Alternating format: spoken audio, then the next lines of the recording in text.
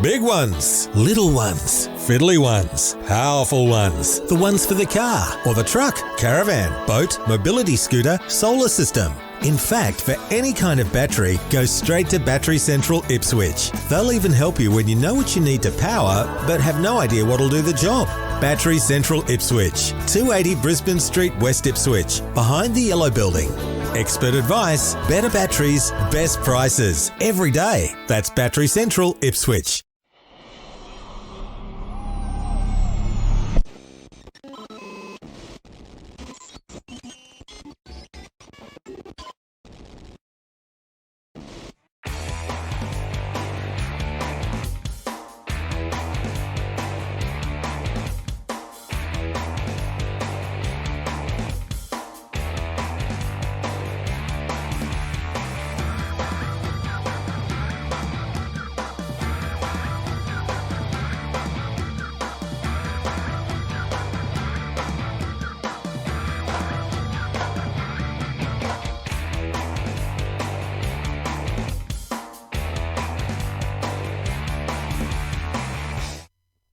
Welcome to episode 727 of the Aussie Tech Heads. Aussie Tech Heads is brought to you by ATH Web Hosting at athwebhosting.com.au. Servers operate on SSD drives, immediate activation, SSL certificates, Aussie support, domain registration, easy install of WordPress, Joomla and Drupal, and startnewcompany.com.au. Register your company fast, easy and direct with ASIC. All documentation provided and held in your account for downloading at any time. If you're an accountant or other professional, you're also able to brand all your documents with your company name. Special discount codes for ATH listeners. Use the cart. At the cart, use ATH20 for a $20 discount. I'm Jason Oakley, and this is Will Tompkinson. Hey, Will. Hey, mate. How's things? It's been a while. A live read? No, what do I do? What's going? Lucky I've done radio before. Used to. Really? You wouldn't know. Not anymore. I did in the past. Oh, dear. Finished up my show. Last week was the last one. So last night I just caught up more X-Files. Nothing wrong with that. So Mulder's gone. It's just Scully at the moment, and she's nearly gone. So it's mostly Doggett and Agent Reyes. What was it on? Was it Fast Forward or Full Frontal? It was Agent Moldy and Skull. Oh. Can't remember. That was just, I just had flashbacks to that for some reason. I don't know why.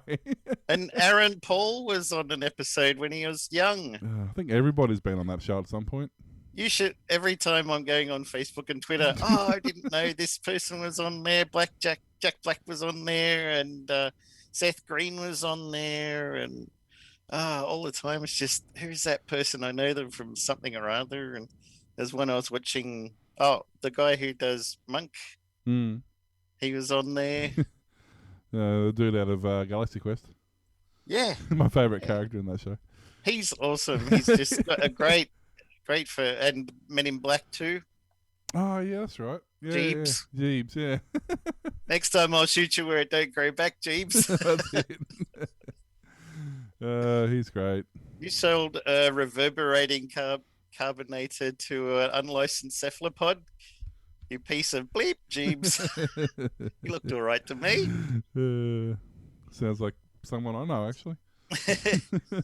So I've been busy with my nice hash mining Ethereum and getting paid in Bitcoin, and I found out interesting things. I had a Coinbase account from back in the day. You've got one too, I believe. Yep.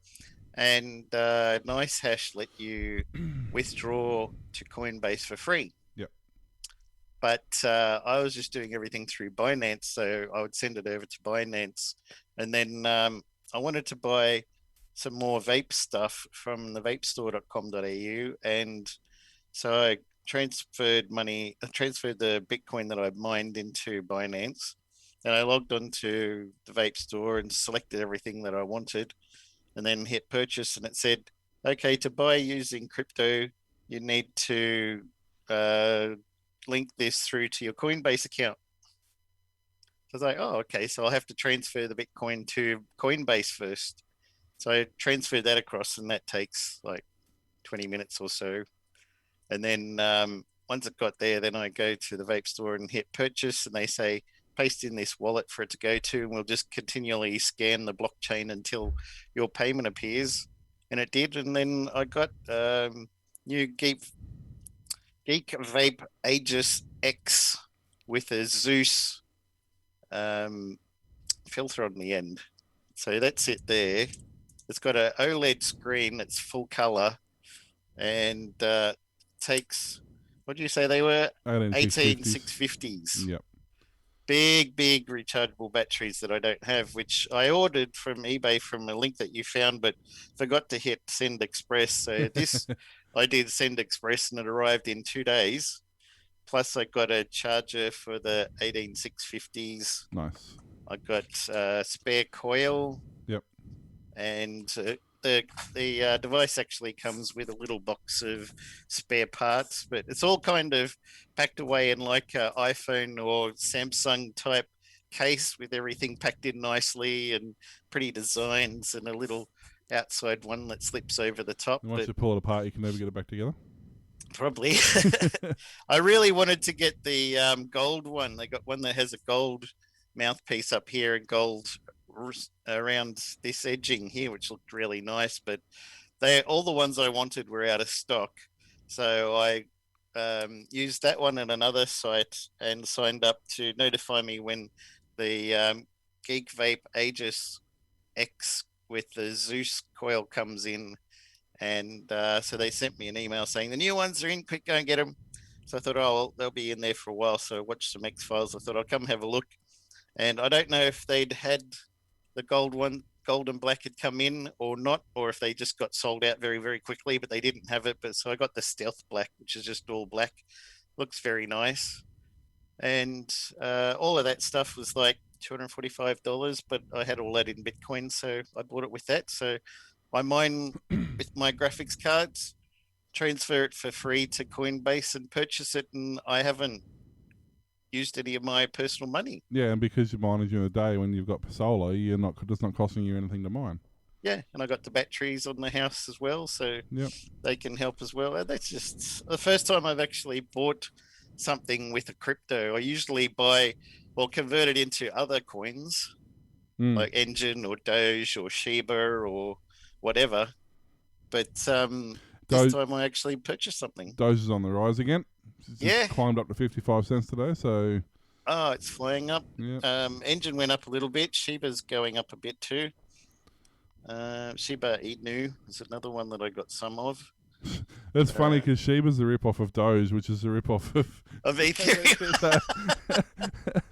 It's funny. But for like $50, I got something like 13.5 million Shiba. Yeah, right. It's and the thing 0.000008, but exactly. If it goes up, it goes up. Can you imagine if that hits that's only got to hit 1 cent, and suddenly that's worth $50,000 or whatever it is. Yeah, it's like so it sounds dumb, but in reality, it's not that bad. I mean, it's an investment you can't lose on. Yeah, I mean, it's $30. It's what it's I remember when I was growing up and even not that long ago, you'd go to an arcade with some mates and you'd spend $30 playing 5 games of pool. Like, it's not a lot of money. Yeah. Well, the Engine JumpNet has just been released, and now you can make NFTs for hardly any cost, whereas before the gas fees were like $100 to make like a $30 NFT. But when Wallet 2.0 comes out, you'll be able to stake all your Engine, which means you'll be earning another coin for not using your Engine. Yeah, well, I mean... And then that other coin, when you get enough of it accumulated, you can convert into Engine to also stake. So it's kind of like compound interest in a way. I'm quickly just going back, trying to find that server. I've been playing on... A Minecraft server's finally got it sort of fairly right. And I'm just trying to go one of ours, obviously. No, not ours.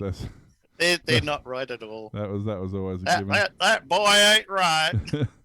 I'm just can't find the link that you sent me, but yeah, I've been playing on and off. Engine Craft. Randomly playing on and off for the last 3 or 4 days, and they seem to have the system fairly nicely organised.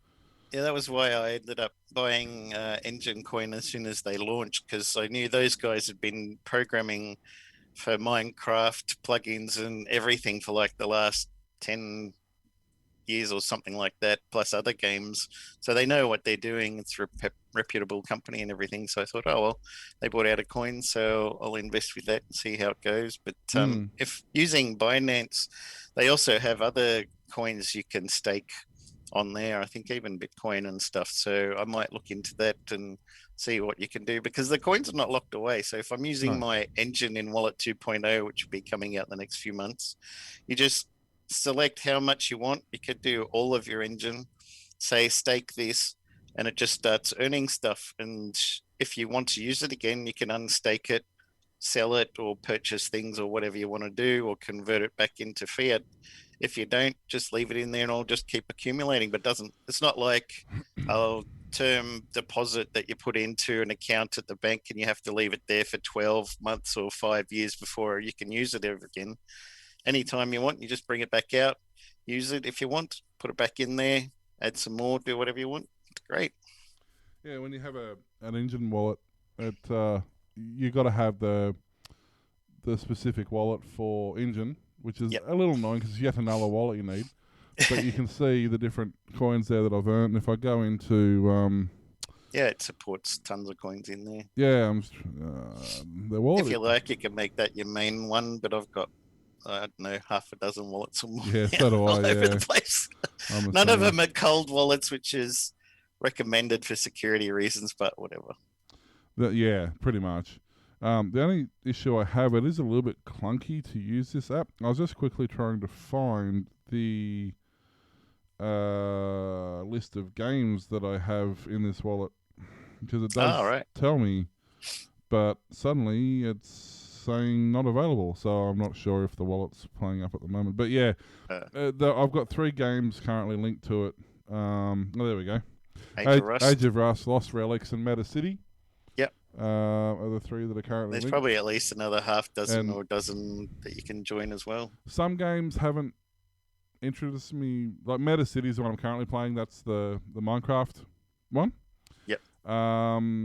Lost Relics, I've started to play. It looks okay, but my computer's not a fan of it for whatever reason. After 10 minutes of playing it, it just crashes.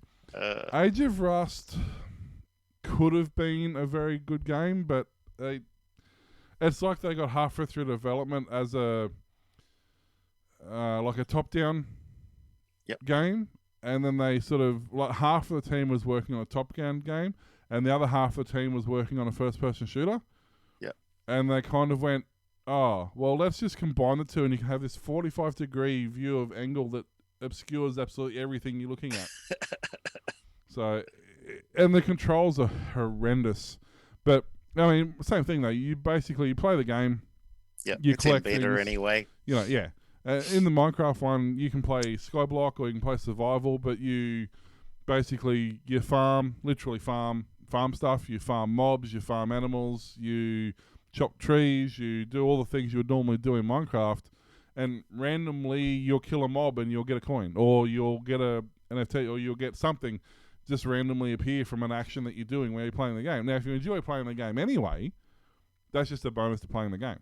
Yeah. You know, it doesn't detract from the gameplay, and it only gives you an incentive to play it a bit more. But I mean, some people play the game 24/7 anyway, and other people only play a couple of hours. But what's the difference if you can play a couple of hours and chance getting a reward out of it? Well, why not? Why not? Yeah. You know.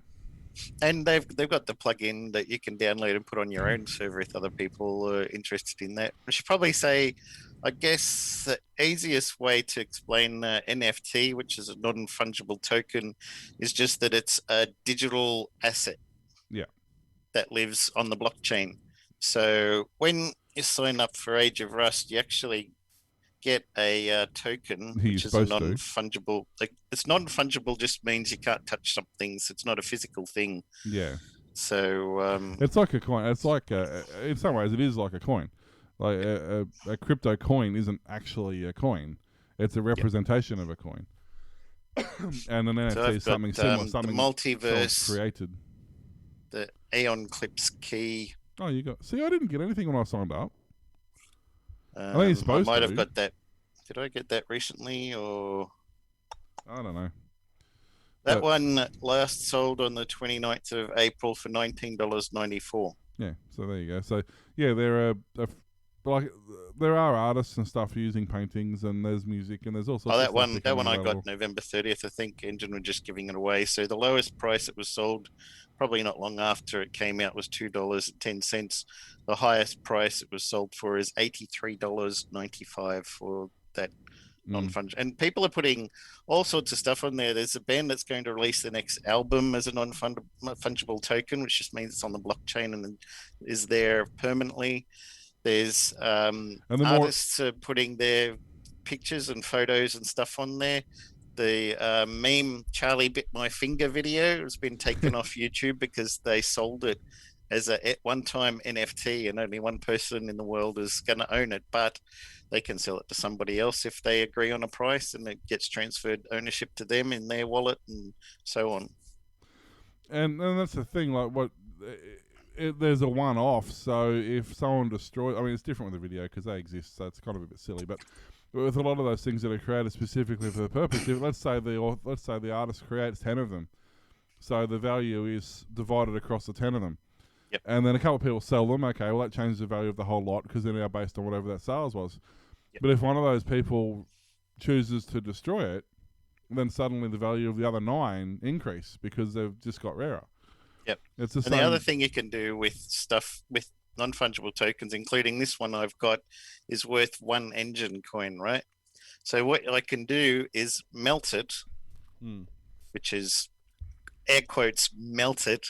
Yeah. And it just means that non-fungible token doesn't exist anymore, but I get the 1 engine value out of that into my wallet, and then I can use that 1 engine coin to stake and make more coins. The irony of that is if you sold a equivalency, you'd get about 40 coins for it. So, you know. Yeah, but what it does do, weigh it out. See, if you owned, let's say there's 10 of those, and you bought all 10 of them, then you could destroy 9 of them, and you've now got the only 1, and the value of that 1 far outweighs the value of the 10. Yep, and the artist says they'll only make those 10, never anymore. So yeah, so there's a lot of gaming going on in gaming. Wait, there's something that Warcraft and them could use for their marketplace for stuff instead of dodgy websites and Asian farmers going around getting gold and trading your ultra super uber mystical weapon or something. Yeah, that's it, exactly. For $5,000 US. Yep. So, but yeah, no, it's all been happening. We've had weirdest weather this week. We had hot and raining today. Yep. We've had like 4-degree nights. We've had like everywhere from 30-degree to 20-degree days. Like it doesn't know what it's doing. I don't need the heater for my bedroom anymore because I've got the cards mining 24/7. One of them is running at 61 degrees and the other at 40 degrees. So it keeps my room a bit toasty. Yeah.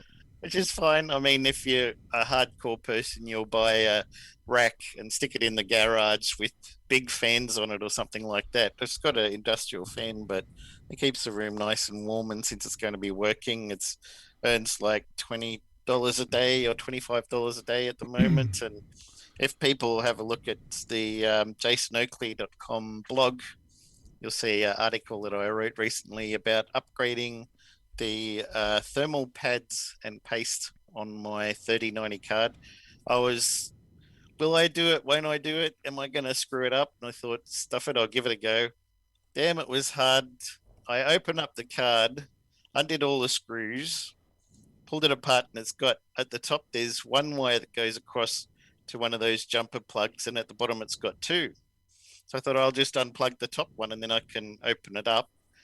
It took me like 10, 15 minutes because you don't want to pull on the wires or you're going to snap them off, and that's terrible.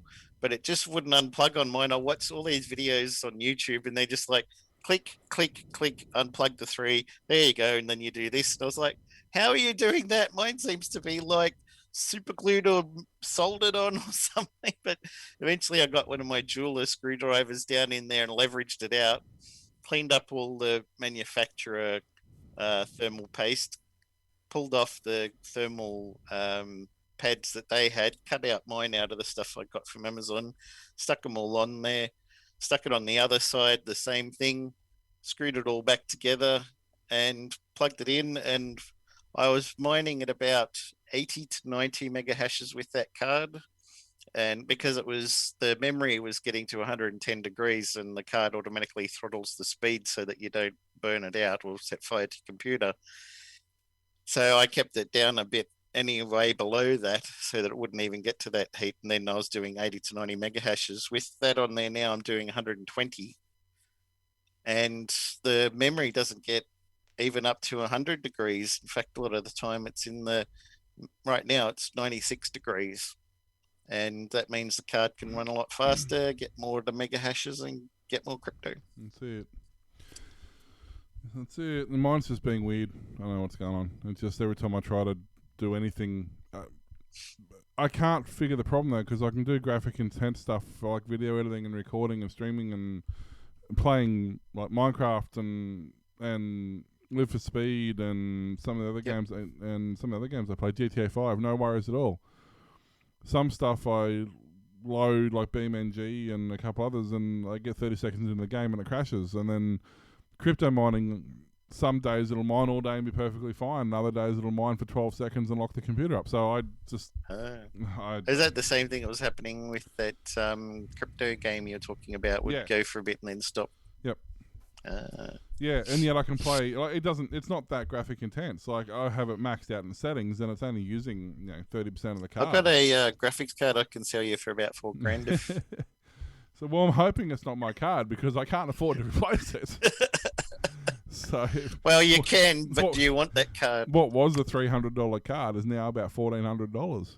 Yeah. So I've got a 970. I mean, you can probably mine $1 a day with it if you're lucky, but at least it wouldn't crash. Yeah. So I don't know, but I gotta figure out what's going on there. But I've got enough stuff going on at the moment, with the new shop and everything, and all the intricacies that come with running. What shop is that, Mr. T? So Battery Central in Ipswich, we decided to purchase.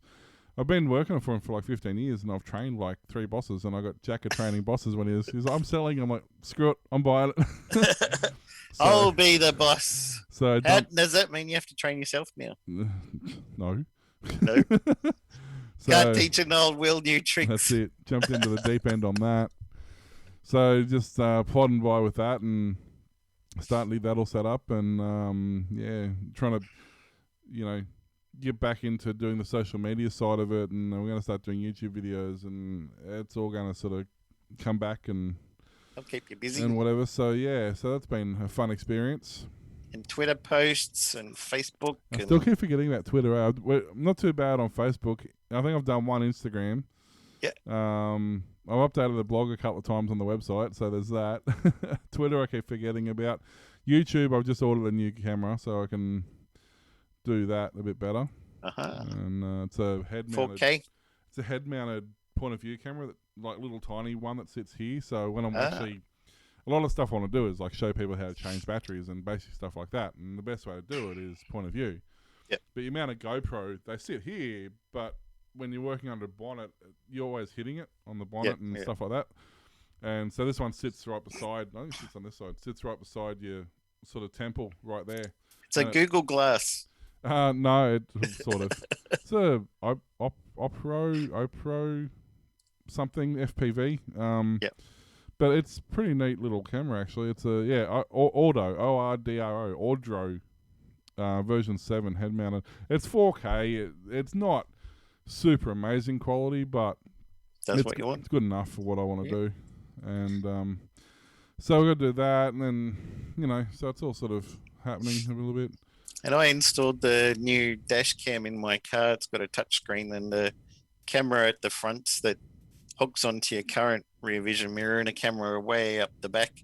And once I put all the camera wire from the front all the way around the back, I still had about 5 foot of cable Yeah. I'm like, what am I going to do? And I found there was a bit down the back. I could jam it down behind the trim and fit in all in there. It was just one little cavity. So it's all They jammed give in you a fair there. bit of cable because I did my 4-wheel drive with it and I went for the full length and I still had stuff left over in a 4-wheel drive. So yeah, they give you Wow. a fair bit of cable.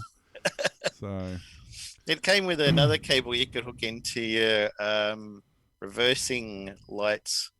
So it'll switch over when and you're in reverse, become a reversing camera. Yep. When you hit it into reverse, but I've already got that built into the car, so I just snipped that wire off, so it'd be one less to worry about. But Yeah. Mr. T got to hear about the funny story where my car suddenly wouldn't start after I'd installed the camera, and I thought, oh no, what have I done? I've destroyed my car.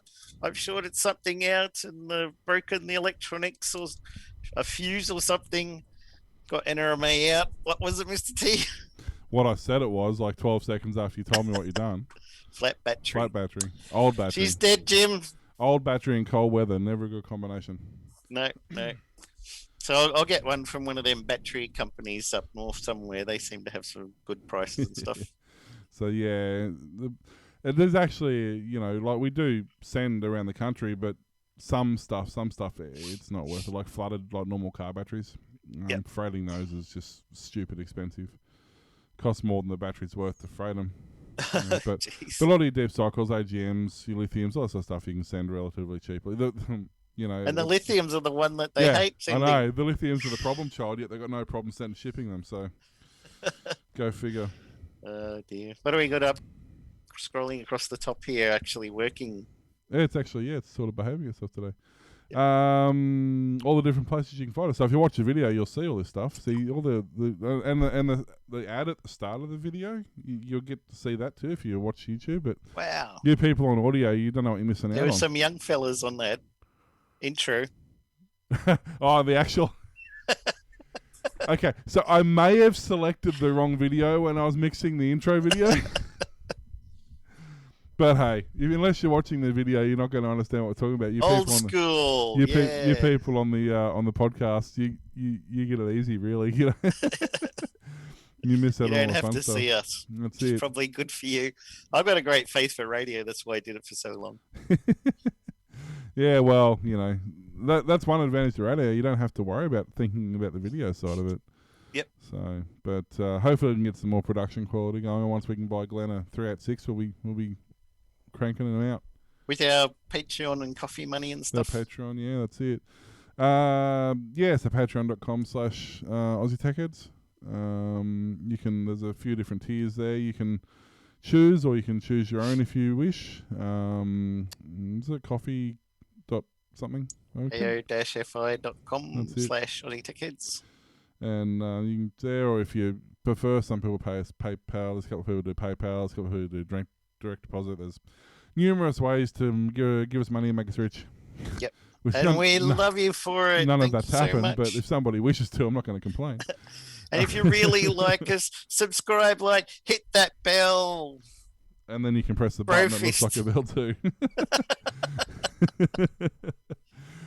We do some news. We've been going for a while. We have, actually. Yeah, we probably should do something about that. We've been going on and on and on and on. Not that we're good at that.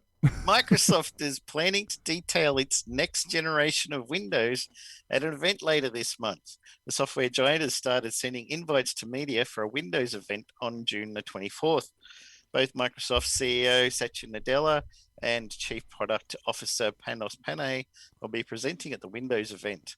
Microsoft Windows event will start at 11 a.m. ET or 8 a.m. PT on June the 24th. The invite comes just a week after Nadella teased the next generation of Windows announcement. Microsoft is expected to detail its next significant changes to Windows, and they will likely include a number of visual enhancements. We're expecting to see some significant UI changes to Windows under something called codename Sun Valley. Microsoft's event invite appears to tease a new Windows logo as well. A lot of visual work has already started with the new system icons, File Explorer improvements, and end of Windows 95 era icons. Microsoft is also focusing on improving the basic foundations of Windows with fixes for rearranging apps issue on multiple monitors and the addition of Xbox Auto HDR feature and improvements to Bluetooth audio support. Yay, I don't use Bluetooth audio support anymore because it drove me up the damn wall. Yeah, pretty much. Nadella has also promised to unlock a better economy for developers and creators within Windows itself, so we'll likely get a closer look at the store changes coming to Windows. Microsoft have been working on a new App Store for Windows in recent months, and rumors have suggested Microsoft will open its store up to all apps and rival payment platforms. Because the current store, nobody goes there. It's not really even a store. It's just very sad. It's got a lot of very dodgy programs on. It's like a repository of all things bad. Yeah, but you get things like the Windows phone app your phone app that I installed, so I can get text messages and stuff on the desktop computer instead of having to type on the terrible little keyboards that you get on your phone. That's only available in the Windows Store. The Fitbit app I was using, I think, was only available in the Windows Store and a couple of others. So hopefully, a new one will be better, and they might actually get a team of people to go through and check them to make sure they're worthwhile putting on the store instead of just putting on any old crap. I doubt it, but it's a good theory. Right? There's a few programs. I was just trying to find the program that I use for doing that. I think it's called Mighty Text. I can't remember, but basically lets you use your phone on your computer. Yeah. So yeah. No, I mean, every Windows launch ever has promised the world and delivered, a sinkhole. So we'll just wait and see what happens with that one. It's. I remember the. And are they going to charge for it? It's a question. Well, this is it, isn't it? And they're going to do the whole end of life redundancy forced upgrade path. Because Mr. T loves them, doesn't he? Because they've worked so flawlessly so far. I don't know. We'll see what happens. I mean, I'm an early adopter in some circumstances. Like, there's some things I would love to get the latest and greatest something that comes out, but in a lot of things where it's an essential item or necessary to production or something like that, I hate getting the first version of anything. I usually wait, whether it's Windows, you wait at least 12 months, if not 2 years, before you even think about getting the latest version, because it's just going to be buggy for that long. I know I was talking to a guy he does a lot of YouTube stuff, and I was trying to help him recover some videos that he'd lost because he went and bought the new GoPro, I think it's GoPro 6 or whatever it is, the new one that's coming out. And he recorded, filled up 3 memory cards full of stuff, and 90% of the video footage on it's all corrupt. And apparently you scroll through the forums and this is a common thing. And okay, they'll fix that with firmware, but once again, it's a 12-month cycle. Yep. I don't like things that require reliability and functionality to work and to make your livelihood basically.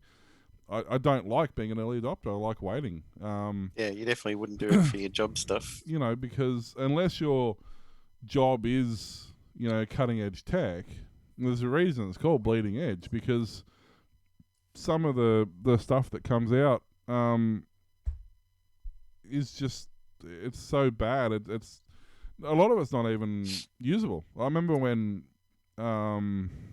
Windows 7 first came out, the amount of hackery you had to do to get some of your Windows XP stuff running on it, just to call it even remotely successful, Yeah. So, I think we'll just wait and see. Even if it is a relatively successful version, and this obviously they're looking more at their open source side of it, because recently they've been talking about implementing Linux as a default. We've been talking about the what were we talking about the other week about having the Telnet open source and PowerShell and all this stuff. They're making open source, bringing back to open source how they first started in the first place. In reality, I don't think these days they make that much money from Windows. I think Windows, not from, at least from a consumer standpoint, I think most of their money comes from enterprise and server and the business side of it. So I don't think it would be bad business practice to release it in the same way you release Linux. You know, it's free for personal use, free for this and that, and and then once you get into corporate and commercial, then you can charge for it because you're charging for support and you're charging for compatibility and you're charging for reliability and all that stuff that's required for that sort of industry. And they'll make their money through selling Azure server stuff and Office 365 and what have you. Yeah, exactly. And that's that's part of the and what was the thing? What was that? I can't think what it is, but that enterprise video conferencing thing they do. They basically have a 360-degree camera that sits in the middle of a conference table, and when someone starts talking, it locks onto them, and so they've got all this sort of stuff that it's all enterprise stuff, and that's where the money is anyway. Let's face it, there's not that much money in you want the consumers to upgrade to a free new Windows that's patched so that less people are going to have hacked servers running bots and stuff. Plus, too, if you've got, for example, a Windows XP NUC sitting in the corner running a media center with, Windows Office 2000 Student Edition sitting on it, eventually, you want them to upgrade to something that they're going to have to put, and it's also good for developers because you're like, I made a game that works great on Windows 10. Does it work on Windows 7? Does it work on Windows XP? Probably not. You might be able to do Windows 7 up, but eventually Windows 7 stuff's going to go away. So the more things that the developer has to try and get it to work on, they already got to make it try and work on 100 different graphics cards, sound cards, chipboard, CPUs, everything. Yeah. You don't want to be supporting too many old versions, so just let everyone upgrade for free to the latest. I think what hurt them when they did Windows 10 was, at the time Windows 10 came out, and even Windows 7 to some degree, when it came out, the hardware requirements were above what the average consumer had laying around at home. And Windows 7 was supposed to be less resource intensive than XP. Yeah, it was hopeless. But I think that's what hurt them to some degree. To go to these new operating systems, you had to buy a new computer. You couldn't run the existing computer, which turned most people off that prospect because, you've had a computer for 5-6 years. It works perfectly fine. Why should I update? If I've got to either back up or get a computer store to back up and reinstall everything I've got, plus upgrade the operating system, because my computer's not fast enough to run it, you might as well just buy a new one. There's no point. If you want it to run on 5, 6, 7-year-old hardware, because hardware has slowed down in terms of its huge speed jumps. I mean, yes, there are slightly faster processors and memory cards and memory sticks and hard drives and graphics cards. They are marginally faster than the model before it, but we're no longer following the law of doubling the speed every time a component comes out. Moore's law. Yeah, Moore's law. That's not really feasible in that regard like it used to be. So you can have a 5-year-old computer now. And I do. I've got another one sitting out that I use in the shed as my sort of workhorse computer for doing stuff out there. What is it? I think it's I can't think what it is now. It's a i3 something, and it's perfectly fine. It's a 7 or 8 year old computer now, but it works perfectly fine for doing 99% of things I wanted to do with it. Yep. Yeah, and it's not that much slower for doing those normal things, browsing and Word documents and playing back videos and that sort of stuff. It does it at almost exactly the same speed that my brand new computer does. Yeah. Sure, it can't, play top end games, and it probably couldn't stream, but I'm not asking that from it to do that. Probably crashes less. Well, actually, I guarantee you it crashes less. I don't think I've restarted it in about 4 years. But it's also on Linux, so there's that. So I think we'll see what happens, but I think that's something that's they've got to address, just this whole throw away computer, buy a new one just because we want to update your operating system. And Same then with phones. we're going to force you to do it because we're going to make the old one redundant in 2 years. Same with phones. Yeah, I mean, that's... At least I think Samsung was going to start supporting some of the older ones for a lot longer now. Well, that's one thing I love about Xiaomi. Like, they still support their first model phone they released, and that was 8 or 9 years ago. Yeah. Like, they have full backwards support on their stuff. And I think that's, exactly the thing. I think the whole upcycle or the hand-me-down practice is coming back now. And, 3 or 4 years ago, your old phone, you'd chuck it away, or you'd put it in one of those bins, recycle bins or whatever, the reclamation bins. But now they're coming back around to, okay, well, let's spend the $35. Let's throw a new battery in it. Let's give it to our kid, or let's give it to our mother-in-law, or let's give it to, there's that whole mindset's changing slowly, I think, now. So the service life of products are becoming longer by virtue of the just being in service longer. Yeah, I gave old computer to my daughter's friend up in Cairns. My dad got one of my old computers. My nephew's got an old laptop, and the other one got an old netbook, and they can all do their homework and play some Minecraft and stuff, and Dad can do all his things, which he only had like 4 gigs of RAM on a very, very old computer, which was very slow, which is what you were saying. So I've upgraded him to one of my old ones, which for me is, I think it was 4 or 5 years old, but for him it's fantastic because it does everything he needs. Well, I'd say that a shop up the road from us was closing down, and they're chucking out their old computers. Yoink. So I said, hey, look, I'll grab those and I'll recycle them. I'll format the hard drives and hand them over. And they're i5s. They're old desktops. They've got built-in graphics card. 8 gig of RAM and 200 gig hard drives. But that's fine for, I'll give one to Cam and he can have it for his learning how to use a computer thing for school and all that sort of stuff. And, I'll probably give one to someone else who just needs something for browsing and word processing. They're perfectly fine for that. One's an old 8-channel being converted into an old 8-channel DVR for security cameras. And it still plods along and does exactly what it needs to do. In actual fact, you couldn't upgrade that because it uses 2 PCI input cards for the cameras, so you couldn't actually upgrade that to a new one anyway because there's no new boards that got PCI slots on them.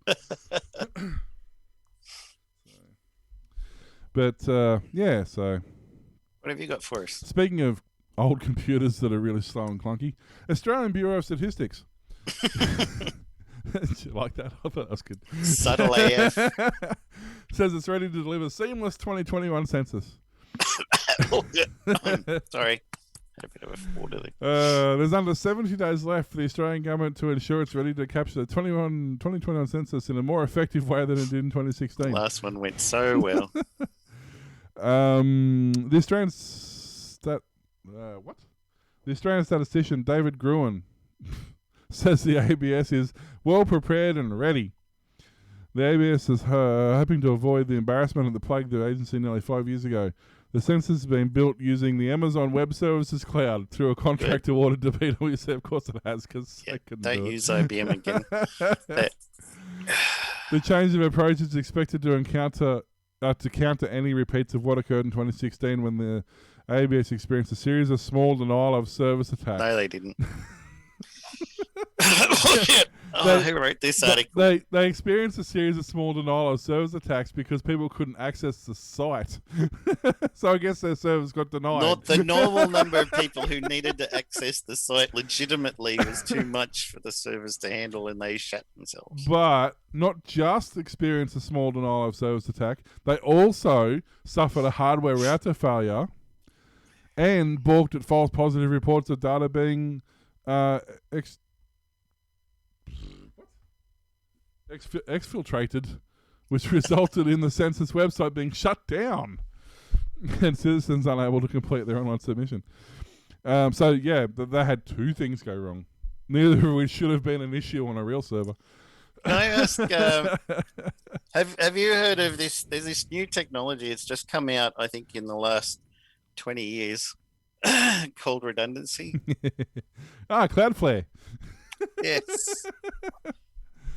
The sense And elastic servers that just scale up when they need to. Assuming you pay the bill. Well, it's the government. Yes, I mean they're using all their money is going to bribe other people to vote for them. They've gone to the AWS platform, but they're using the free service. Yeah. We got 5,000 free TS services. And they probably would too, you know that. We're going to Beowulf them all together or something. The census was previously run on on-premises infrastructure. Wow. Procured from tech giant IBM. Great. It's stuff they raided at an office party one day and went, hey, let's make a server. We got a 486 that's holding the back door open. Probably the server room door. Yes, that's what it was, yeah. Prop it open with this. If we just plug some cables into that, it'll be fine. After the outage of the 2016 online census, it's 2016 now. Okay, it was 2015 a second ago. With the continuing, I'd like to spend some time to explain some of the enhancements we've made to ensure we deliver a safe, secure, and effective census. We put all the hackers in jail and there'll be no problem ever again. We've worked closely with PwC and Amazon Web Services to rebuild completely the census digital service, including cybersecurity protections, informed by the Australian Cybersecurity Centre and other experts. Now, if I'm not mistaken, the Australian Cybersecurity Centre are the ones who think that you can stop access to a website by blocking the DNS of the server. Yeah. Because that stopped all the piracy in Australia. That works so well that they blocked their own website for months before they could figure out what they'd done wrong. Remember that? They wondered why traffic to their website had dropped, and they realised they'd blocked their own IP in part of a crackdown on torrents. It's a joke, isn't it? So basically expect more of the same, pretty much. As you'd imagine, conducting a census is an enormous logistical exercise. Well, you didn't imagine that the first time. Can take years of detailed planning involving everything from building more than 50 IT systems to purchasing over 100,000 masks. Computers don't need masks. Has anybody told him this? They have a net mask. Yeah, maybe that's what it means. It means they screwed up purchasing masks and sending them out everywhere. They screwed up the vaccine rollout that they were so happy to be providing and thought that everybody would start loving them again because they had it. But no, now they've got people wandering from one nursing home to another, working there, spreading stuff around too, that they don't know what to do. But it's fine. Vote for us again. People who had their property lost during the bushfires 2 years ago still haven't got a dime. No, the But we got 600 million for a new gas electrical station that's not going to get used because there's already others that are not being used. Yeah. No, that's fine. Don't worry about it. It's all good. Nothing to see. It's fine. It's not their money anyway. It's only taxpayer money. Yeah, it's only tax. It's only our money. Not coming out of your pocket. You know, what were we going to do with it? We weren't going to do with it anyway. Solar farms and all that rubbish. Nobody needs that. Oh dear. So yeah, I was going to say, on let's see what happens on the 10th of August. We'll see what happens if the entire internet falls apart again. You know what they're just going to do? Amazon did something. We'll blame Amazon. It's all their fault. The largest file host in the world didn't support us properly. It never goes down. I think hasn't it gone down like in what's it been operating 10 or 15 years or something, and it's gone down like twice for like an hour. Yeah, Azure and stuff go down, but Amazon's great. Well, Amazon's got so much. They do the whole Google thing though. They actually learnt the way. And Google still does to this day how they started off doing. They literally buy secondhand and refurbished equipment and use it. And because it's so cheap, they just build 30 systems instead of 3. And it's got redundancy. And if 10 or 15 fail, it doesn't matter because they still come out in front. Yeah. You know, it's just they're smart. I'll give them that. But apparently Amazon's starting to do the same thing now. Oh, right. From what I understand, they do a very similar process where they They go to an auction of a clearance for a server, farm or whatever, and they go, I'll take everything. Yep. And they assemble what they can out of it, and they pay nothing for it. They've paid nothing for it. They shove as much memory and as much hard drives into these things as they can. Same thing, refurbished hard drives. Yep. And then as the hard drive dies, they just put another one in. And if that hard drive dies, they put another one in. Like, they're all, hot swappable. They're all hot swappable. They don't care. It's just it's and they reckon they still come out like it was a couple of years ago I read the stats for Google, but they were saying that they mathematically come out like 5,000% in front or something than if they were buying new equipment, even with all the changeovers that they have to do and the staff they have to employ to continually monitor the staff. Yep. They still come out in front. Man. So... Well, if we're doing Amazon, I'll switch my story to Amazon will no longer test most job applicants for marijuana use in the latest sign of America's changing relationship with pot. Amazon, the second largest private employer in the US, also says it now backs legalizing marijuana nationwide. In the past, like many employers, we've disqualified people from working at Amazon if they tested positive for marijuana use, the company said in a blog post. However, given where state laws are moving across the US, we've changed course. With a shift in policy, the only job candidates Amazon will screen for marijuana are those applying for positions regulated by the Department of Transportation, a category that includes delivery truck drivers and operators of heavy machinery. The company says it will handle marijuana the same way it deals with alcohol, and it will still test for all drugs and alcohol after any accidents or other incidents. Amazon is also acting on the political level, throwing its weight behind the push to legalize marijuana in the US and expunge criminal records for non-violent marijuana-related convictions. The company says its public policy team will be actively supporting the MORE Act, the Marijuana Opportunity Reinvestment and Expungement Act, a move that adds momentum to legislation that was reintroduced in Congress on Friday. The MORE Act will remove marijuana from the list of drugs in the Federal Controlled Substances Act, making its status similar to alcohol and tobacco. It will also tax cannabis products, directing some of that money towards investments in communities that have been harmed by marijuana's criminalization. We hope that other employers will join us and the policymakers will act swiftly to pass this law, Amazon said in a statement about its support for legal marijuana. Come on, Australia, follow. Yeah, right. We can't even figure out what we're doing with EVs. How are we supposed to figure out what we're doing with marijuana? Let's tax EVs. That's what we should do. I love Put a bigger tax on them so nobody buys them. Well, that's exactly what they're doing in some states. Was it you who was telling me that they can import cheap EVs that people could be buying right now, but because Australia is so crap on the EV side, they're just sending them to other countries and they're not even offering it here because they'll offer the expensive ones for Mr. Joe Rich money bags because he'll buy it, but the cheaper ones that everybody in Australia would buy in a split second, they're like, well, we can't because your infrastructure doesn't support it, your government isn't interested in it, so we just send them off to other countries that are green and happy. Especially now that Victoria's just introduced legislation saying that you're now paying per kilometre for your road tax because you're not paying fuel excise. But it's okay. Which the fuel excise that Australia since 1959 has never used on the roads or anything else. It goes straight into the coffers anyway, so it doesn't make any bloody difference. And then and this is the other thing I find hilarious. I'm about to talk a story about a power company, but we're talking a couple of weeks ago about how, I think it's New South Wales and South Australia are talking about charging people for power that's going back into the grid off their solar panels during the day. Yep. So I found it hilarious that a couple of weeks ago up here we had one of our power stations went boom. And we haven't had baseload power properly. And the only thing that's been propping the grid up during the day is the solar, which I can prove because solar generation through... So I'll talk about the company in a minute, but basically they give you a graph of what's going on. And you can see during the day, the price is all over the place because there's no baseload.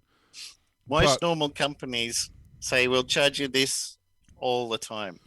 Yeah, that way, if it drops down to zero, they're not taking $0 from you. They're still taking this much. If it goes up, well, they'll weather it till it comes back down again. But Yeah. if you could be paying less for your electricity, you can't. Yeah. Well, because the wholesale price changed hourly, literally, for what's available. Half hourly. Well, actually, yeah, half hourly. Yeah. And so there's a company called Amber Electric, which I've just recently discovered. Where's the thing? But I've been seeing ads for it all over Twitter for some reason. They must know I like solar. I could probably tweet it about my solar panels and batteries and stuff. So you can see, if it's a little bit hard to see here, but if I go back to yesterday, so we'll look at, I don't know. The colours help. Yeah, a little bit. We'll go back and look at, it's not going to let me go back far enough. But I was looking at these times yesterday. So if we go to, where are we, lunchtime today, we were paying 44 cents, which sounds like a lot, 44 cents per kilowatt. Because if you're on a flat rate, you would only be paying anywhere between 16 and 25 in Queensland, depending on where you get. Some of them are as much as 40, depending on the plan you're on. But generally, you're paying sort of no more than 30. But the thing is, yes, and it's because we had a cloudy day today. Now, if I switch over and go to my solar feed-in, at the same time, at 12 o'clock today, I was getting 28 cents per kilowatt feed-in. Yeah. Because they're desperate for power to be put into the grid. So they were paying at 6 o'clock, where are we? 6 o'clock this afternoon, they were paying $7 a kilowatt for power to be fed into the grid. Nice. And yesterday was a really sunny and bright day.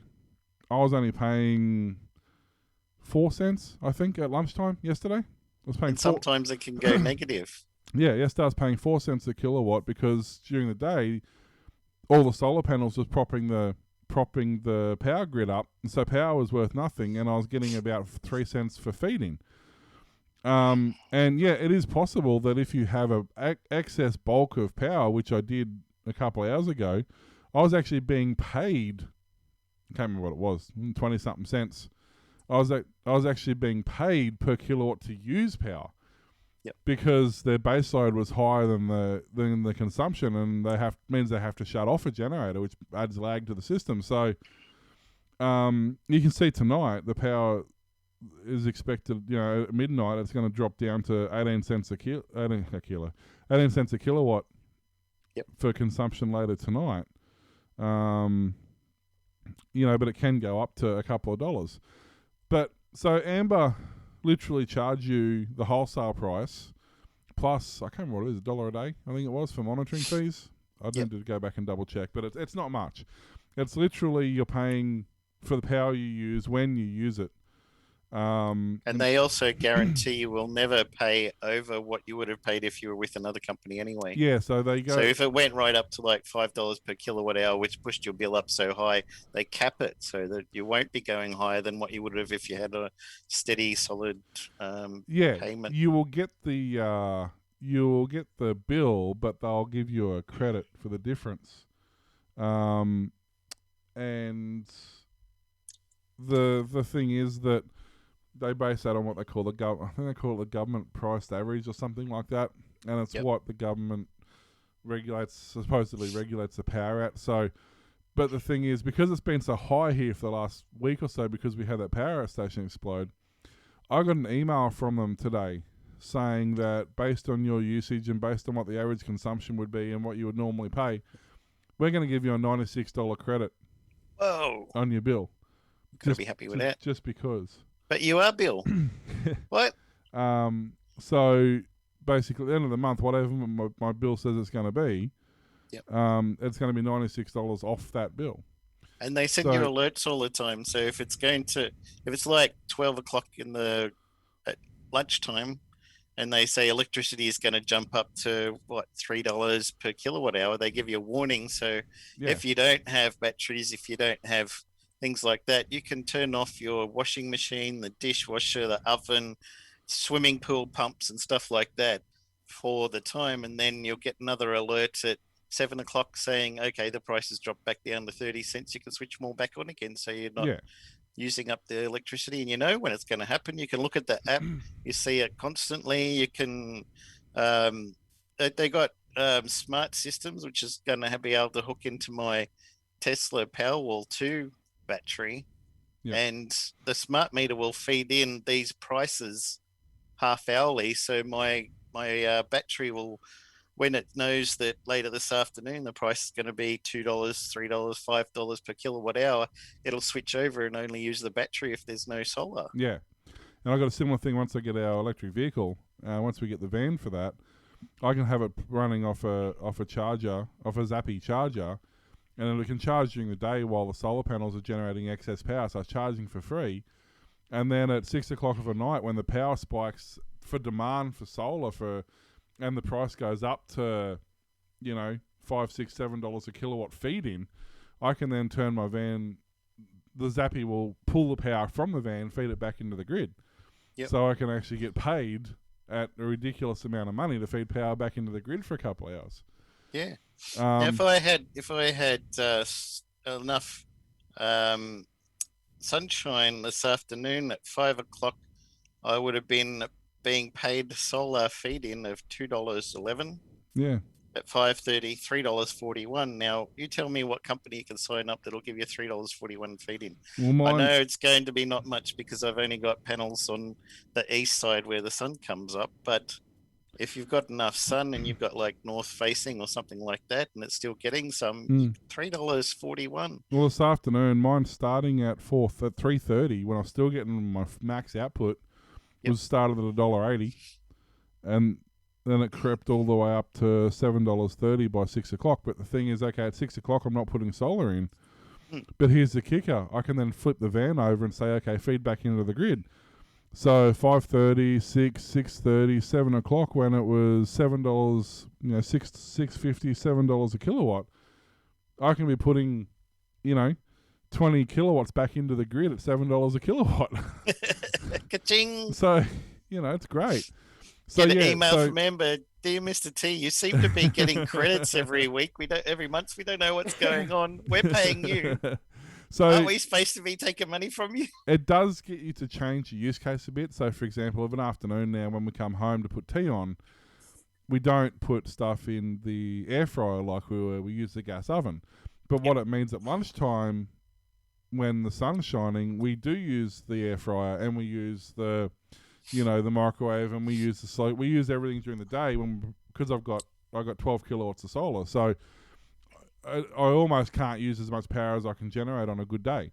Plus, I'm still feeding back into the grid. And you can do things like put your washing in and set a timer on it so it'll turn on when the solar's on. Well, that's what we do. We'll often pack the dishwashers in the washing machine of a morning and set the dishwashers to come on at... I set one to come on at like 11 and then one to come on at like 1 so that it spreads them out.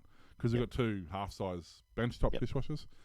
And then the washing machine I'll set to like 4 o'clock in the afternoon, so it's still late enough that they'll be done by the time we get home, but it's early enough that there's still enough sun to offset the washing machine. So it does make you change some practices. Now, if you've got a massive base load during the day, so say you have a garage workshop and you've got a compressor or a welder that you're using, you don't have solar.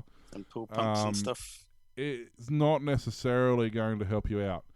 If you can't modify your base load depending on when the power's cheap, it may not necessarily be suitable. Pool pumps is a classic one because they often run early, 6 o'clock to 8 o'clock of a morning or 9 o'clock of a morning, and then 4 o'clock to like 7 o'clock of a night, and that's when power's at its most expensive. But if you've got a Tesla Powerwall with the smart switch stuff, or if you can change your base load when the power's cheap. Yep. But yeah, so look into it. It may not necessarily be it won't work with everybody. As I said, if you've got a constant base load that you can't change, it's not going to be applicable. It's not going to work. You're better off with a fixed rate because ultimately it will work out cheaper. But yeah, for the most part, it's Amber Electric is their website. .com.au. You can go there and check them out and sign up and whatever. And you need a smart meter, and they'll give you a smart meter if you don't have one, all that sort of stuff. But it's pretty cool. I'll keep you informed on how things go over the next few months. Well, I haven't been with them for that long, but hopefully if they deliver on their promises, it should be a whole lot of fun, and hopefully I'll know in another 20 days whether or not it's reduced my bill or not. Yeah. I'll be in the same boat, but due to not having a smart meter here, it'll take a bit longer before I'm on the actual half-hour price thing, but they'll guesstimate it like a normal one would until then. So Yeah. it says because I don't have a smart meter, up to 6 weeks for the final read from the current company, and then they'll switch over then. So looking forward to that. Yep. So yeah, so we'll see how that goes. You got a quick one, or? Yep. Tesla said it expects to spend more than $1 billion a year on battery raw materials from Australia, given the country's reliable mining industry and responsible production practices. Robin Denham, chair of the US car maker, said on Wednesday that Australia, which is rich in minerals used for batteries like lithium and nickel, is poised to benefit as developing supply chains for electric vehicle batteries and green energy age focus on environmental, social, and governance. We expect our spend on Australian minerals to increase to more than $1 billion per annum for the next few years, he said. Tesla is already sourcing 3/4 of its lithium feedstock from Australia and over 1/3 of its nickel. Australian mining companies do have a good reputation, great expertise, professionalism, and are preferred by manufacturers increasingly concerned about meeting both today's and future ESG requirements. The comments are in line with the new policy underway by US President Joe Biden's administration to rely on allies to supply the bulk of metals needed to build electric vehicles. Australia's exports of hard rock lithium, known as spodumene, expected to hit $1 billion this year, while its nickel exports are expected to be valued at $4 billion. Tesla also supplies batteries to Australia to store energy captured from rooftop solar panels, which shore up reliability in its energy network. Australia has the world's highest per capita density of rooftop solar panels. Yep. No thanks to the government. Yeah. And I can't find the story because I short notice, but you sent me an article earlier where Qantas is doing the same thing. They're investing a heap of money into the mining infrastructure for batteries and stuff as well. So interesting to follow that and and see how all these Chinese-owned mines, how well they come out of it all. You want to get into money? The mines is always where it is. And well, this is the thing, isn't it? Not just the mines, but the local economy around the mines. I remember going to Mackay, and a normal, fish. Macca's was a classic example. You go to Macca's normally, and it was $8 for a large, Big Mac meal or whatever.